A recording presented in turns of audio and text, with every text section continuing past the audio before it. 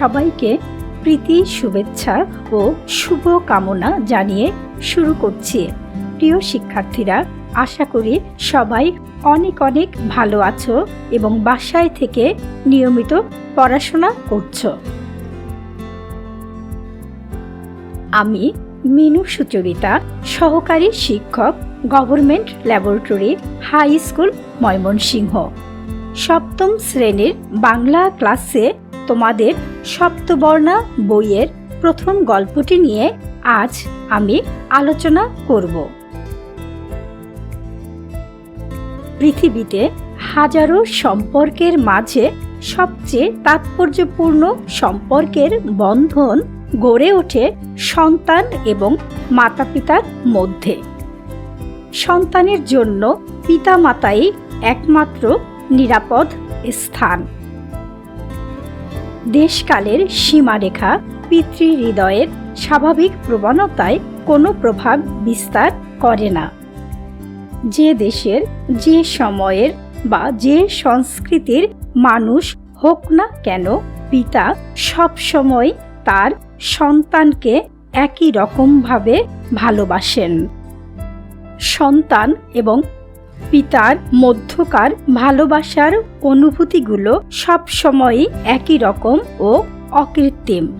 সব পিতাই যেমন সন্তানের মঙ্গল কামনা করেন, তেমনি তারা সবসময়ই পেতে চান আপন সন্তানের উষ্ণ সান্নিধ্য। প্রিয় শিক্ষার্থীরা, তোমরাও সন্তানের প্রতি পিতৃহৃদয়ের ভালোবাসা উপলব্ধি করার পাশাপাশি সুসন্তান ও দায়িত্বশীল নাগরিক হয়ে উঠবে। সবাই অনেক ভালো মনের মানুষ হয়ে গড়ে উঠবে, সেই প্রত্যাশা রেখে আজকের ক্লাসে তোমাদের স্বাগত জানাই।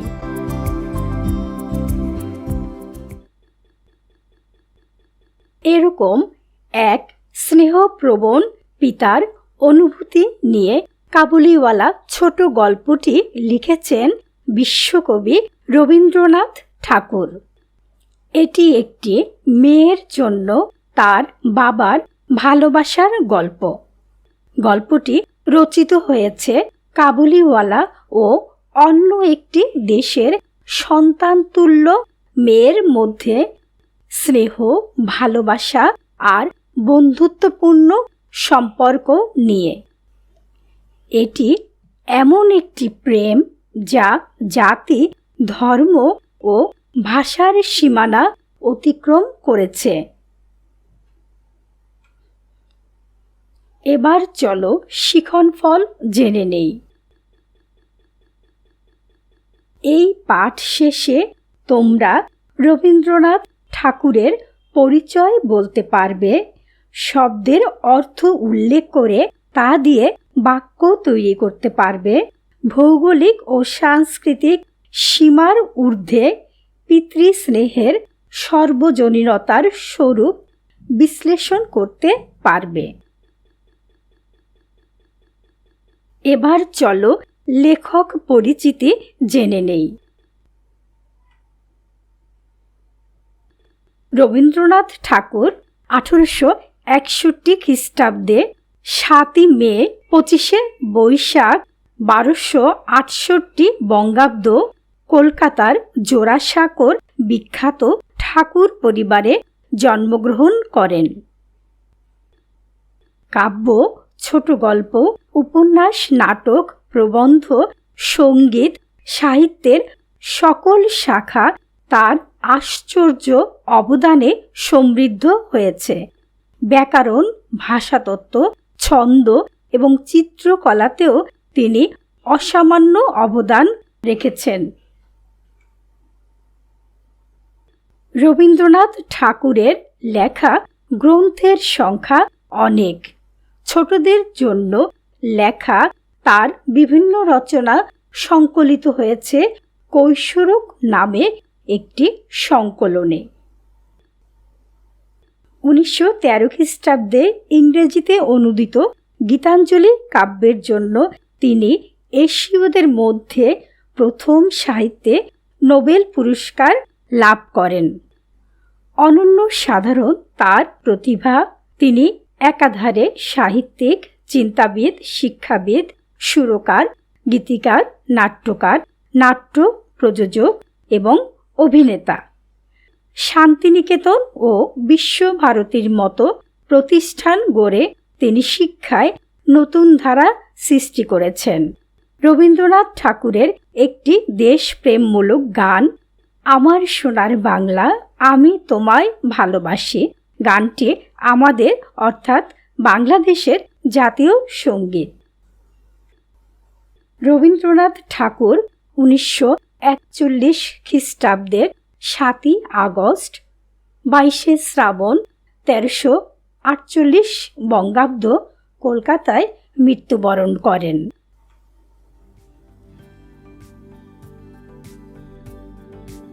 প্রিয় শিক্ষার্থীরা, কাবুলিওয়ালা গল্পটি পড়ার আগেই চলো আমরা প্রথমে ছোট গল্প সম্পর্কে জেনে নেই। ছোট গল্পের দৈর্ঘ্য ছোট হয় এবং বর্ণনাও হয় সংক্ষিপ্ত। সাধারণত ছোট গল্পে একটা বা দুইটা প্রধান চরিত্র থাকে এবং এদের দিয়েই গল্পটা ধীরে ধীরে এগিয়ে যায়। তবে মাঝে মাঝে অন্য দুই একটা চরিত্র গল্পের প্রয়োজনে চলে আসলেও সেই চরিত্রগুলোর আলাদা কোনো বৈশিষ্ট্য থাকে না, আলাদা কোনো গল্পও থাকে না। রবীন্দ্রনাথ ঠাকুর তার সোনার তরী কাব্যের বর্ষাযাপন কবিতায় ছোট গল্প সম্পর্কে বলেছেন, ছোট প্রাণ, ছোট ব্যথা, ছোট ছোট দুঃখ কথা, নিতান্তই সহজ সরল, সহস্র বিস্মৃতি রাশি প্রত্যহ যেতেছে ভাসি, তারই দু চারটি অশ্রুজল। নাহি বর্ণনার ছটা, ঘটনার ঘন ঘটা, নাহি তত্ত্ব নাহি উপদেশ, অন্তরে অতৃপ্তি রবে, সাঙ্গ করি মনে হবে, শেষ হয়ে হইল না শেষ। অর্থাৎ ছোট গল্প, ছোট রচনা, উপন্যাসের মতো নানা ঘটনা বা কাহিনীর বিস্তৃতি থাকে না। ছোট গল্পের চরিত্র সংখ্যা কম। ঘটনার উপস্থাপনায় নাটকীয় কৌশল বা চমক থাকে এবং ছোট গল্পের সমাপ্তিও হয় চমকপূর্ণ। সেজন্য ছোট গল্প পাঠে একটি অতৃপ্তি থাকে, মনে হয় আরও কিছু যেন বাকি আছে। ছোট গল্পের কাহিনী দ্রুত পরিণামমুখী হয় আর ছোট গল্পে থাকে একটি মাত্র বক্তব্য। রবীন্দ্রনাথ ঠাকুরই ছোট গল্পের সার্থক স্রষ্টা। বিখ্যাত গল্প গ্রন্থ গল্পগুচ্ছ কবিগুরু রবীন্দ্রনাথ ঠাকুরের ছোট গল্পের সংকলন। গ্রন্থটিতে 91টি গল্প রয়েছে এবং এই কাবুলিওয়ালা গল্পটিও গল্পগুচ্ছ গল্প গ্রন্থ থেকে নেয়া হয়েছে। কাবুলিওয়ালা গল্পটি সাধু ভাষায় লেখা হয়েছে। আমরা জানি সাধু ভাষায় ক্রিয়াপদ, সর্বনাম পদ এবং অনুসর্গ জাতীয় শব্দের পূর্ণাঙ্গ ব্যবহার হয়। এছাড়াও তৎসম বা সংস্কৃত জাতীয় শব্দের ব্যবহার বেশি হয়ে থাকে। গল্পটি পাঠের মূল উদ্দেশ্য হল সাধু রীতির সাহিত্য পাঠে তোমাদের অনুপ্রাণিত করা। গল্পটির প্রধান চরিত্র দুইটি হল কাবুলিওয়ালা আর মিনি। গল্পের প্রধান চরিত্র কাবুলিওয়ালার নাম রহমত। তিনি সুদূর মরুবেষ্টিত আফগানিস্তানের রাজধানী কাবুলের অধিবাসী। প্রতি বছর বাণিজ্যের উদ্দেশ্যে তিনি কলকাতা আসেন এবং শহরের রাস্তায় ঘুরে ঘুরে মাওয়া অর্থাৎ বাদাম, আঙুর, কিশমিশ, খোবানি ইত্যাদি ফল ও অন্যান্য জিনিস বিক্রি করেন। তিনি নানা দেশে ঘুরে ঘুরে ব্যবসা করেন। আর মিনি হলো বাঙালি লেখকের এক ছোট্ট মেয়ে। মিনির বাবাও গল্পটিতে একটি উল্লেখযোগ্য চরিত্র। এছাড়াও রয়েছেন মিনির মা। চলো এবার আমরা গল্পের আলোচনায় যাই। আমার 5 বছর বয়সের ছোট মেয়ে মিনি এক দণ্ড কথা না কহিয়া থাকিতে পারে না। সকালবেলায় আমার নভেলের সপ্তদশ পরিচ্ছেদে হাত দিয়াছি, এমন সময় মিনি আসিয়াই আরম্ভ করিয়া দিল, বাবা, রামদয়াল দারোয়ান কাককে কৌয়া বলছিল। সে কিচ্ছু জানে না। না, সে আমার লিখিবার টেবিলের পার্শ্বে আমার পায়ের কাছে বসিয়া নিজের 2 হাঁটু এবং হাত লইয়া অতি দ্রুত উচ্চারণে আগডুম বাগডুম খেলিতে আরম্ভ করিয়া দিল। আমার ঘর পথের ধারে। হঠাৎ মিনি আগডুম বাগডুম খেলা রাখিয়া জানালার ধারে ছুটিয়া গেল এবং চিৎকার করিয়া ডাকিতে লাগিল, কাবুলিওয়ালা, ও কাবুলিওয়ালা। গল্পটি যিনি বলছেন তিনি একজন বাঙালি লেখক, মিনির বাবা। তিনি বলছেন তার মেয়ে মিনির বয়স 5 বছর। সব সময়ই কথা বলা তার স্বভাব। কথা না বলে সে এক মুহূর্তও থাকতে পারে না। আসলে ছোট বাচ্চারা এরকম স্বভাবেরই হয়ে থাকে। শিশুরা সাধারণত খুব চঞ্চল প্রকৃতির হয়। তারা সারাক্ষণ কথা বলে। যা কিছু দেখে ও শোনে তা নিয়ে তাদের কৌতূহলের শেষ থাকে না। মিনিও সেরকম স্বভাবেরই একটি মেয়ে। লেখক একটি উপন্যাস রচনা করছেন। সকালবেলা তিনি সপ্তদশ বা 17 অধ্যায় মাত্র লেখা শুরু করবেন। এমন সময় মিনি এসেই বলতে শুরু করলো, বাবা, রামদয়াল দারোয়ান কাককে কৌয়া বলেছে। সে কিচ্ছু জানে না, তাই না? আঞ্চলিক ভাষায় অনেকে কাককে কৌয়া বলে। এটা মিনির কাছে ঠিক মনে হয়নি। বাবা এ সম্পর্কে কিছু বলতে যাবেন, তার আগেই মিনি লেখকের টেবিলের পাশে তার পায়ের কাছে বসে নিজের 2 হাঁটু ও হাত নিয়ে আগডুম বাগডুম ছড়াটি খুব তাড়াতাড়ি বলে খেলতে শুরু করলো। লেখকের ঘর পথের পাশে। সেই পথ দিয়ে এক কাবুলিওয়ালা যাচ্ছিল। হঠাৎ মিনি খেলা রেখে দৌড়ে ছুটে গেল জানালার কাছে এবং রাস্তায় কাবুলিওয়ালাকে দেখে কি মনে করে ডাকতে লাগলো, কাবুলিওয়ালা, ও কাবুলিওয়ালা।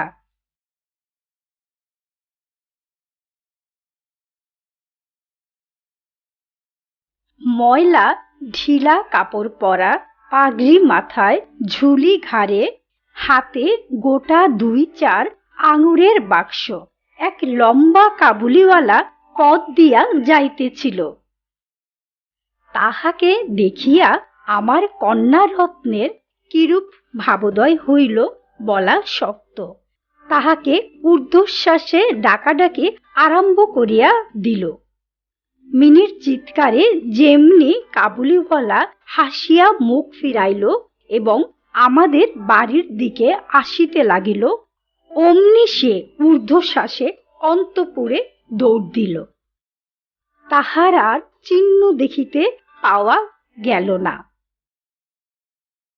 তাহার মনের মধ্যে একটি অন্ধ বিশ্বাসের মতো ছিল যে ওই ঝুলিটার ভিতর সন্ধান করিলে তাহার মতো 2-4টে জীবিত মানব সন্তান পাওয়া যাইতে পারে।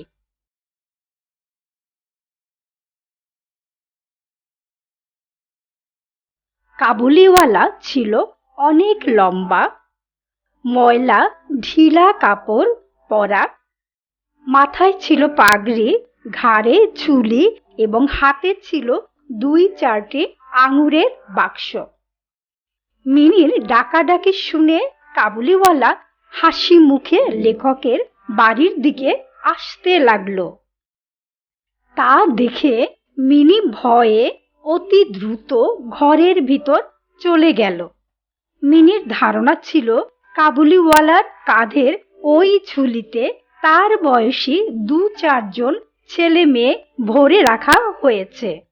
লেখক দেখলেন মিনি অহেতুক ভয় পেয়েছে, অর্থাৎ কাবুলিওয়ালা ঝুলিতে বাচ্চা ভরে রাখে না, সেখানে থাকে বাদাম, কিশমিশ ইত্যাদি ফল ও অন্যান্য জিনিসপত্র।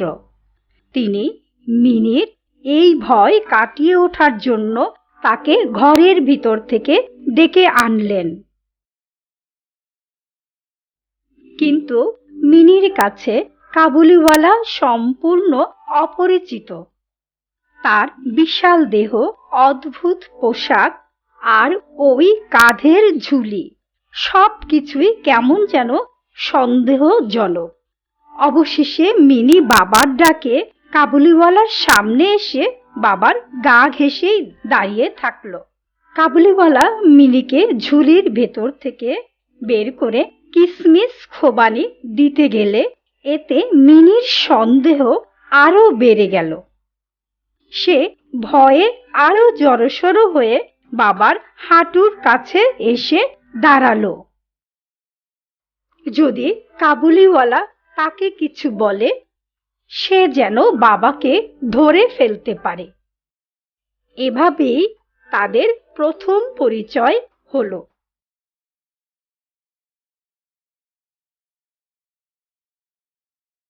এরপর একদিন সকালবেলা লেখক দেখেন তাদের বাড়ির আঙিনায় বেঞ্চে বসে মিনি কাবুলিওয়ালার সাথে গল্প করছে, আর কাবুলিওয়ালা নিচে মিনির পায়ের কাছে বসে হাসি মুখে তার সব কথা শুনছে আর মাঝে মাঝে নিজের মতামত প্রকাশ করছে। মিনি সারাক্ষণই কথা বলতো।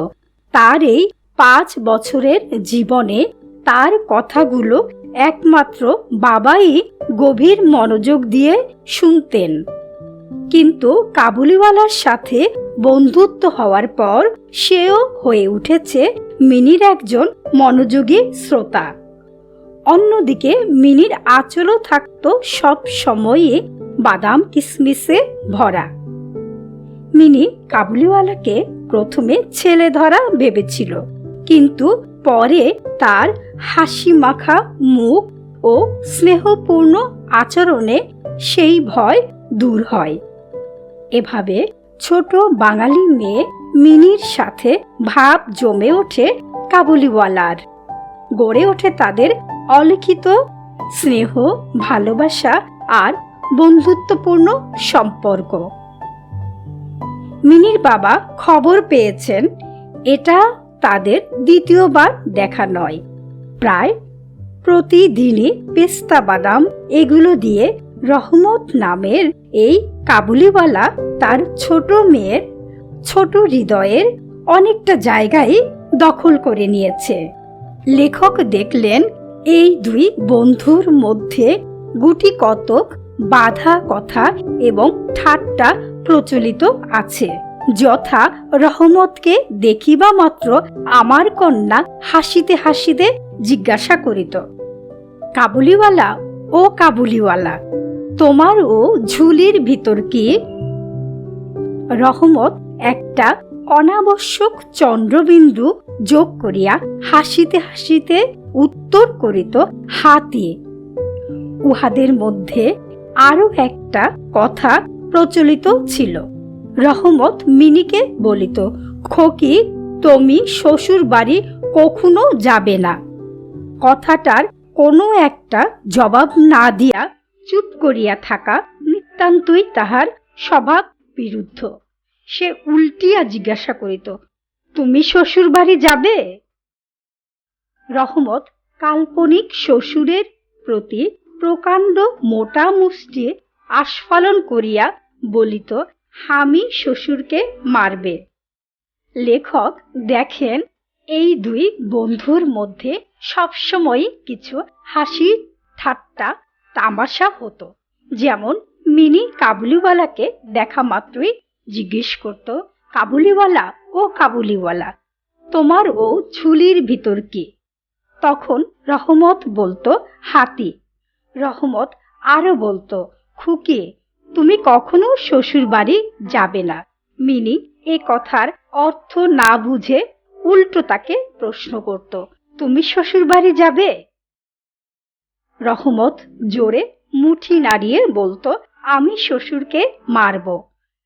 মিনি সেই মুঠি নাড়ানো দেখে কিছুটা ভয় পেত, আর সেই শ্বশুর নামক কাল্পনিক জীবের করুণ অবস্থার কথা ভেবে হাসত। এভাবেই চলছিল তাদের প্রতিদিনের আলাপ ও কথা আদান প্রদান।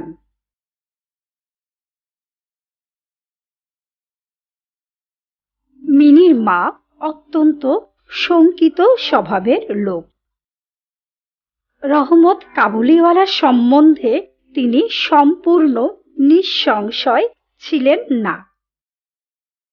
তাহার প্রতি বিশেষ দৃষ্টি রাখিবার জন্য তিনি আমাকে বারবার অনুরোধ করিয়াছেন।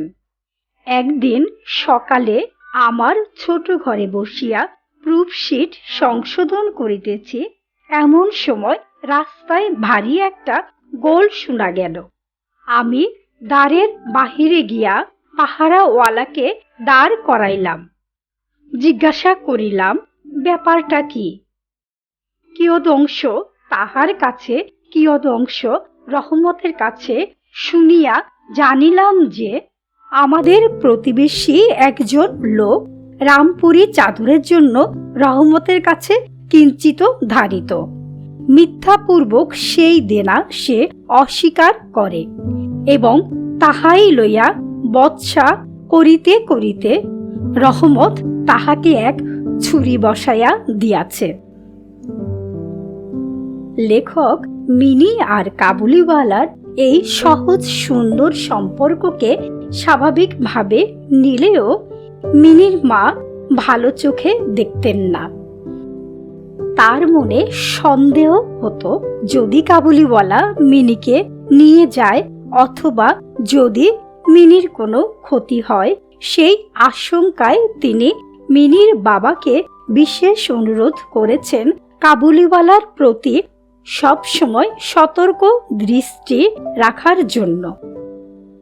লেখক একদিন সকালে ঘরে বসে প্রুফশিট সংশোধন করছেন।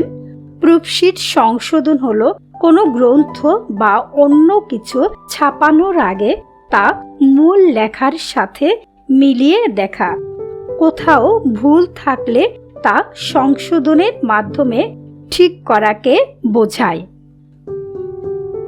এমন সময় তিনি বাইরে রাস্তায় চিৎকার চেঁচামেচি শুনতে পেলেন। লেখক দেখলেন দুজন পাহারাদার রহমতকে বেঁধে নিয়ে আসছে এবং আরো অনেক লোক তাদের পিছনে আসছে। তখন পাহারাদারদের কাছে ও রহমতের কাছে শুনে তিনি জানতে পারলেন যে তার এক প্রতিবেশীর কাছে রহমত রামপুরি চাদর বিক্রি করেছিল এবং কিছু টাকা বাকি ছিল, কিন্তু ওই প্রতিবেশী সেই বাকি টাকা দিতে অস্বীকার করে। প্রিয় শিক্ষার্থীরা, একটু জেনে রাখো, এই যে কাবুলিওয়ালারা ছিল তারা কিন্তু খুব সৎ আর মেধাবী ছিল। তারা বিক্রি বাড়ানোর জন্য সারা বছর বাকিতে অনেকের কাছে জিনিসপত্র বিক্রি করত, আর সেটা তারা কোনো খাতায় না লিখেই মনে রাখতে পারত। বিশেষ করে যখন তাদের বাড়ি ফেরার সময় হতো, অর্থাৎ নিজের দেশে যাবার আগে আগে তারা সবার কাছ থেকে সেই বকেয়া টাকা আনতে যেত। আর এই ব্যবসায়িক লেনদেনের এক পর্যায়ে বাকির টাকা অস্বীকার করায় রহমতের সাথে ঝগড়া লেগে যায় লেখকের সেই প্রতিবেশীর। রহমত সে সময় নিজের উপর নিয়ন্ত্রণ হারিয়ে লোকটিকে ছুরি মেরে বসে এবং যখন পাহারাদাররা রহমতকে ধরে নিয়ে যাচ্ছিল তখনও রহমত সেই মিথ্যাবাদীর উদ্দেশ্যে বকাঝকা করছিল। এই আলাপ আলোচনা চিৎকার শুনে মিনি ঘর থেকে বাইরে এলো। মিনিকে দেখে কাবুলিওয়ালার মুখে হাসি ফুটে উঠল।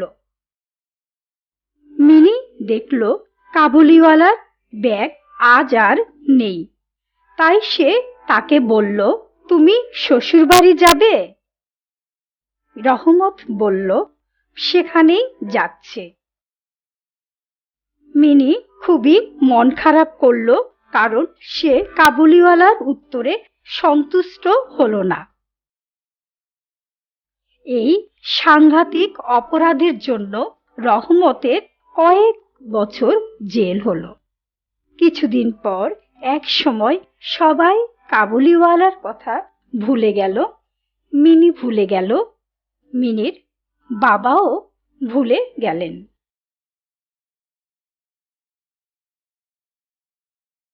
এভাবে কয়েক বছর কেটে গেল।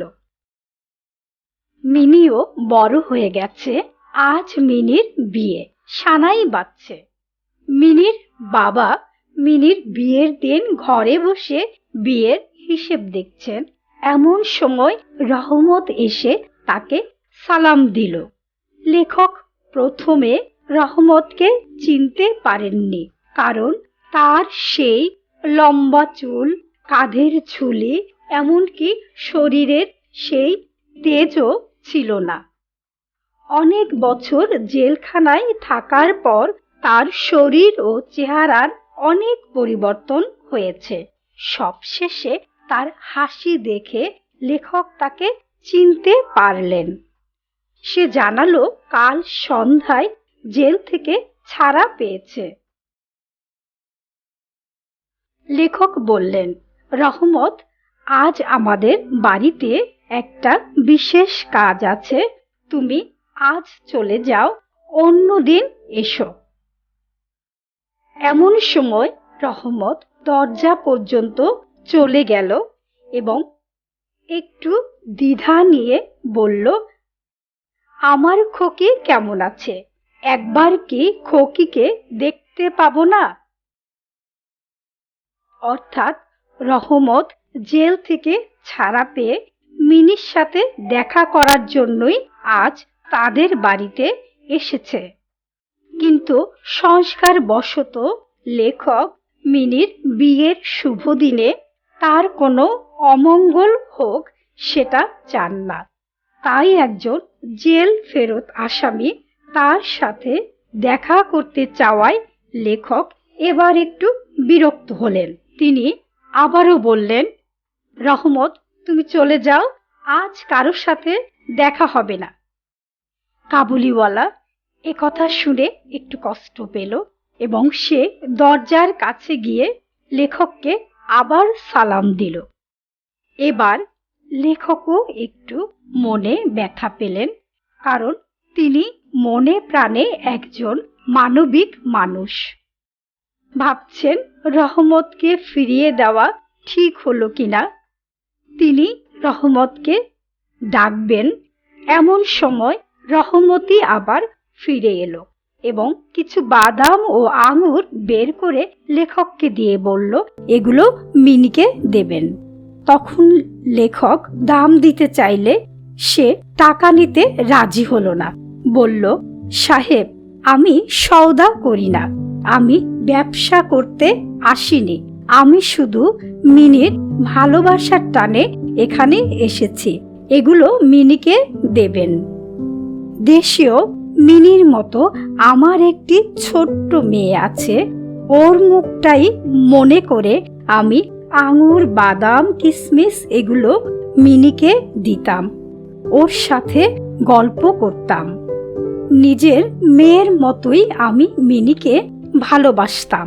এই বলে রহমত তার ঢিলে ঢালা জামাটার ভিতর হাত ঢুকিয়ে পকেট থেকে ছোট্ট একটা ময়লা কাগজের টুকরা বের করলো এবং আস্তে আস্তে ভাঁজ খুলে কাগজটি লেখকের টেবিলের উপর রাখল।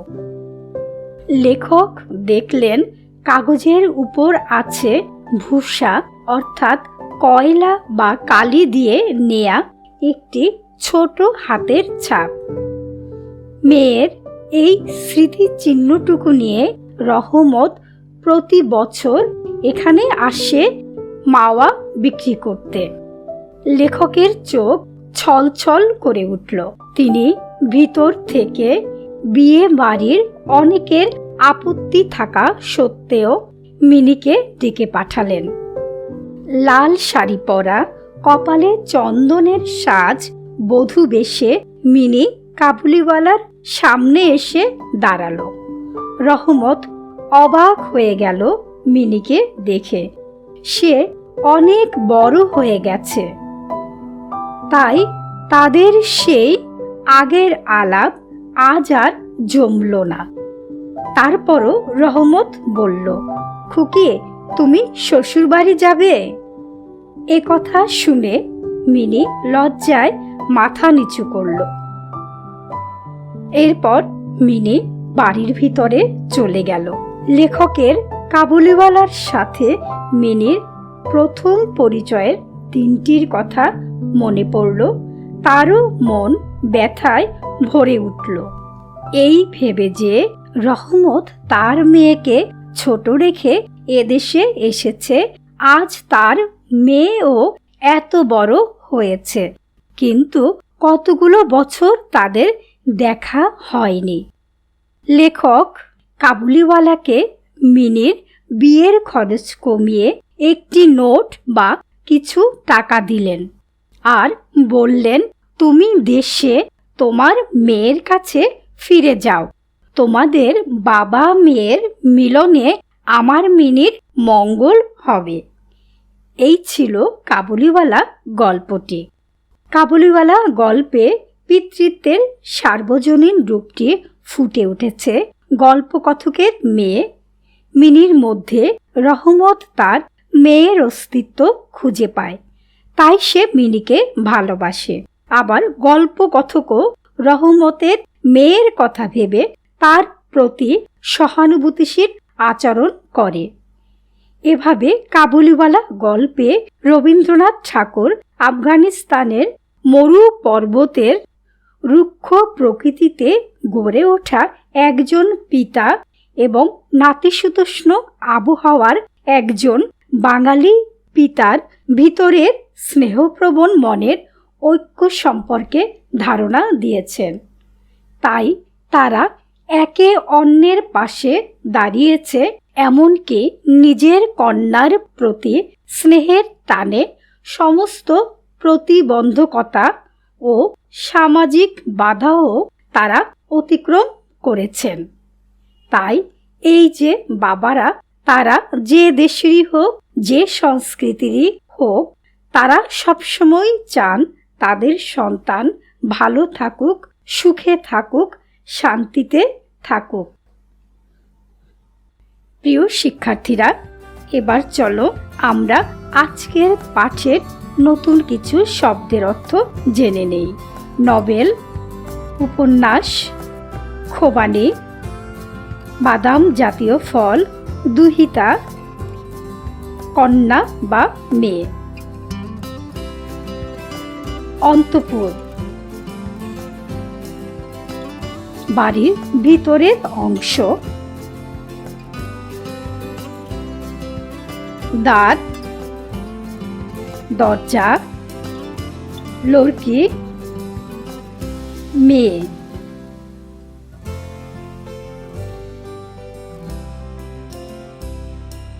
এবার বহু নির্বাচনের প্রশ্নগুলোর উত্তর মিলিয়ে নাও।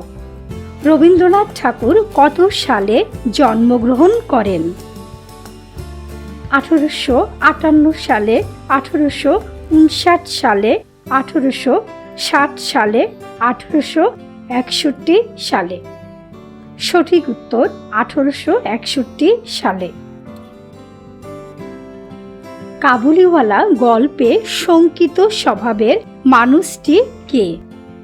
রহমত মিনির মা, রামদয়াল মিনির বাবা। উত্তর মিনির মা।